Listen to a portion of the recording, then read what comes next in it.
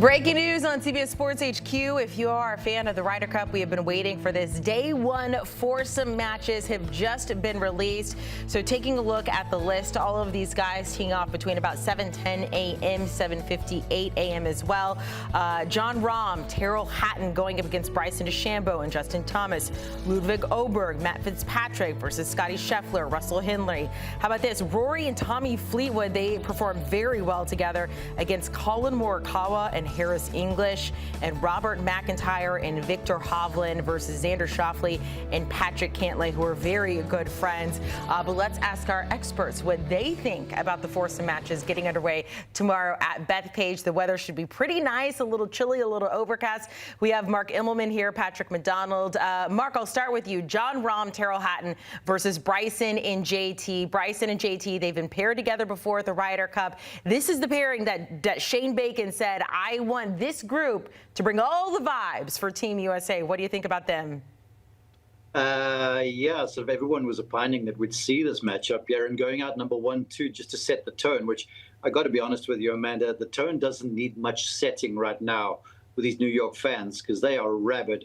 But as far as that grouping goes, Captain Luke Donald going with what I believe is, if not his strongest lineup, certainly his second strongest in Rahm-Hatton. And if you needed somebody to neutralize the energy of Bryson DeChambeau and Justin Thomas whipping up the crowds into a froth, it's Rahm-Hatton, because the two of them, they mix it up well with each other. They're up for a battle. They're not afraid of a little heckling. In fact, I feel like it's almost energy. It fills up their energy reservoir, if you will. So it's going to be a fun match. But as I'm looking at it right now, I feel like that's one very much like in Rome 2 years ago, that Rahm-Hatton can set the tone for the Euros and get an early point.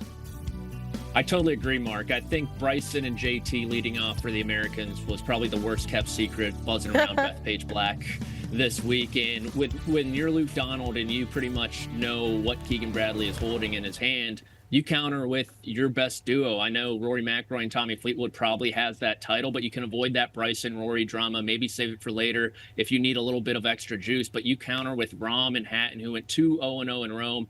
Rahm has never lost in foursomes. He was great with Sergio Garcia as well at Whistling Straits. They started it off in 2023 in a winning fashion as well. And so I think if you're Luke Donald, you have to be thrilled with how this first match really shaped up for you. And if you're Keegan Bradley, like Mark said, you don't really need to add juice to this environment. There's going to be plenty for everyone to drink out of. And so it's going to go one way or another, completely different ends of the spectrum, I think, with this Bryson DeChambeau, Justin Thomas group. It could be great. It could go really bad. And I can't wait to find out tomorrow morning. So Bryson and JT were not a secret, but Keegan Bradley is not saying who's going to take the first tee shot. Does it matter? Who would you like, Patrick?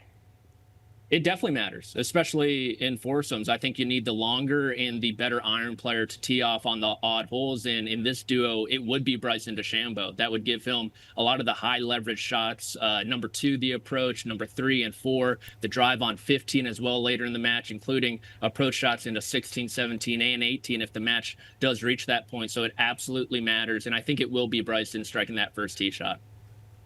I would I hear what you're saying, Patrick, but I also want to talk to you too. If he does, then a lot of the holes that ask for draws, Justin Thomas is going to get off the tee, and Bryson DeChambeau likes to go from right to left.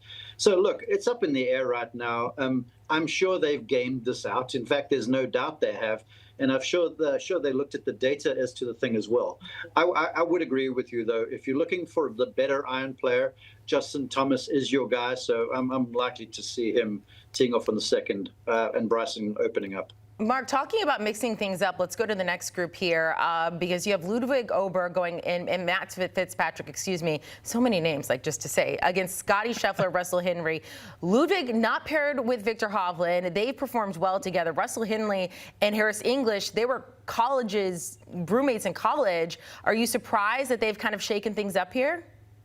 Well, look, Scotty and Russell Henley, I got to say this. In Montreal, at the President's Cup, Scotty found his partner. Folks have tried him with Tiger Woods. They've tried Scotty with Sam Burns. They've tried him with all and sundry, but Russell Henley is Scotty's guy. And these two are unbreakable. Mentally, they are so strong. They're good buddies. They pair off well against each other. So you knew they were going to be a grouping in terms of Scotty and Russ. And as for Ludwig and Fitzy, Ludwig and Victor were a fantastic pairing because of language and such like that. But as I look at this now, because I questioned the grouping and questioned splitting Ludwig and Victor, but Matt Fitzpatrick plays a really calculated, really well-crafted sort of a game. And I feel like with Ludwig hitting him off the tee into the fairway, Fitz could have a whole lot of fun with the iron game. So the more I look at this in foursomes, the more I like this group of the Euros. Yeah, I think both of these duos are super complementary skill set wise. Like you mentioned, Mark, Russell Henley is going to put the ball in the fairway. He's probably the shortest hitter of the 8 that are going off Friday morning, but he's going to be in the middle of the fairway every single time for Scotty Sheffler, and vice versa, honestly. And if Henley tees off on those even holes, he's going to have plenty of wedges, and Sheffler, if he goes off on the odds, mid to long irons, where we know he is by far the best in the world. And then on the flip side, Ludwig Aberg is still a tremendous driver of the golf ball. And if there is a little bit of a hiccup, I would say it is kind of on the greens or around the greens a little bit. And that's really where Matt Fitzpatrick has thrived throughout 2025. I will say I am a little concerned because I do think Matt Fitzpatrick's Ryder Cup record does weigh on his mind just a little bit. 1-7-0 across 3 Ryder Cups. Has not had a good time in the United States. 2016, when he came in as a 21-year-old, did not go well. Neither did Whistling Straits. So I'm interested to see Ludwig, his first time in the United States, alongside Matt Fitzpatrick. Let's go to the next one. Those guys, by the way, at 726. Working down the line here, we have Rory and Tommy Fleetwood. Maybe no surprise there versus Colin Morikawa and Harris English. Mark, with Rory and Tommy, they're so familiar with each other. They've played together before. How big of an advantage is that here? It's a big advantage. And you look at the two of them, and, you know, like I said to Patrick before we went hot on the show, that you can throw resumes out the window as soon as the first tee goes in the ground tomorrow morning, because you've got to manage emotion, you've got to bring game and such. And as far as form goes, I want to say about Matt Fitzpatrick, his form has been incredible running into this Ryder Cup. Obviously, Tommy Fleetwood's has as well. And then there's Rory, who's found a lot of game here recently. And his last outing, he won in an emotional victory at home in Ireland, where he came back and chased down the young man, the Swede that he was playing against, and eventually won the tournament. So guys with a lot of form there, and not just a complementary pairing in Rory and Tommy. They're playing well. And as far as Harris English and Colin Morikawa are concerned, that match is going to be a handful for them, and they better bring all their game. Yeah, Rory and Fleetwood are going to be a very difficult task for Morikawa and English to handle. I do like how Luke Donald kind of moved McIlroy and Fleetwood around. You go back to 2023, they led off the afternoon session. They played anchor in the morning session that Friday. I know in Rome, McIlroy specifically wanted Cantlay and Xander to kind of shut up that perfect record that Xander and Cantlay had in foursomes, and he certainly did that.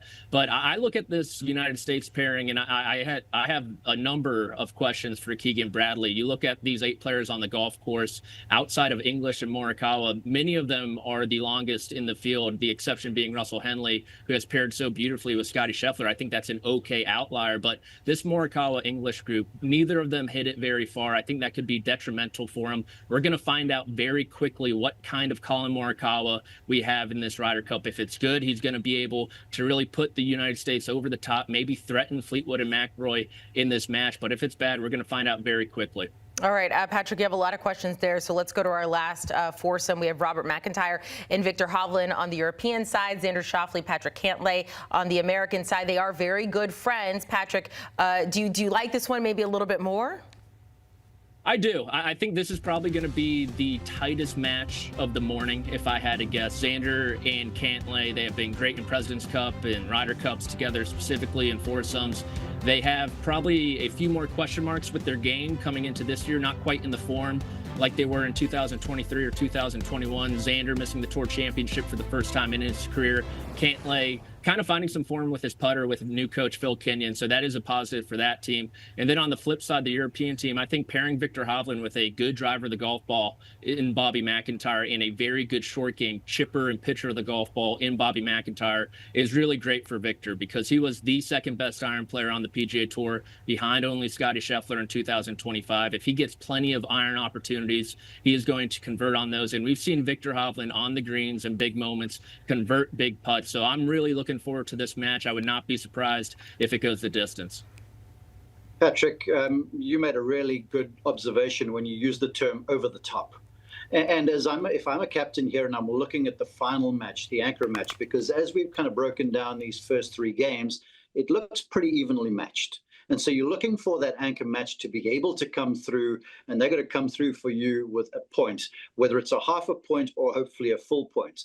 Now, as it pertains to Xander and Cantlay, they really have been an immovable force in foursomes, but Xander, the form has not been so great, and he hasn't played competitively since the playoffs. So for me, the verdict's out a little bit, even though he's so decorated. Patrick Cantlay, well, we know he has ice in the veins, so I feel like putting that combination back together is going to almost lift something in Xander Schauffele and toughen up that pairing. And then you look across the ring at Bobby Mack and Victor Hovland. Well, Victor's kind of cool and crazy, and he's got a beautiful mind, and nothing really phases him. And when he was asked about, what are you going to deal with the people heckling you, and he goes, look, whatever they say is not going to be as bad as what I've got going on in my head. And Bobby Mack is like Braveheart. He's up for everything. So this is the kind of match where I look at the Euros, and those 2 guys are tough. I look at the Americans, and those 2 guys are tough. So it's almost the ultimate matchup of anchor groups, and this one is going to be a fun one to watch. It is interesting how much personalities come into to all of this and kind of where their mindset is when they move around a golf course. Mark, let me ask you this. We talked to Shane Bacon earlier, and he said he thought it would be Team Europe having the lead going into the weekend. He actually thinks they are going to win the entire thing. When you look at the foursomes, how things are going to start, has anything changed in your mind with how this tournament's going to unfold? You want to try and get the advantage, Amanda, as far as possible. Now, that's no guarantee because there's still a lot of golf left. But if you're the Europeans, you want to kind of quieten the crowd as much as you can. And if you can get a split in this thing, something like 2.5, 1.5 in foursomes tomorrow morning, that will go a long way to their cause.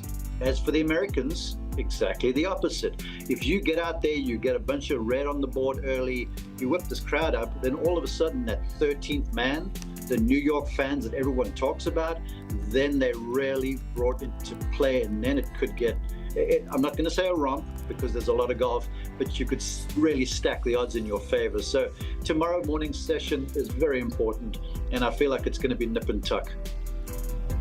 And I am a bit curious how Keegan Bradley is going to deploy the rest of his rookies, sitting 3 of them in this morning session. The case could be made that they were the most informed players behind just Scotty Scheffler with how well Ben Griffin, Cam Young, and J.J. Spaun have played this last half of the season. And so I wouldn't be surprised if Morikawa plays poorly tomorrow morning if J.J. Spaun slots into that foursomes grouping with Harris English come Saturday morning. But I'm in a pretty similar boat as Mark. I think this is going to be 2-2 down the board. I think Europe takes the first and the third match, and I think USA takes the second and the fourth, and then we'll just see what happens in 4-ball in the afternoon, where I do believe the USA does have a slight advantage. So I see the red, white, and blue taking the lead into the weekend by a very thin margin. But if it is 2-2 in the morning, I think that does technically mean a win for the U.S., just given how poorly foursomes has been for them in the past. I'm glad you mentioned Colin, because I was just reading about how he said that the practice fans have been very tame, and he is calling for absolute chaos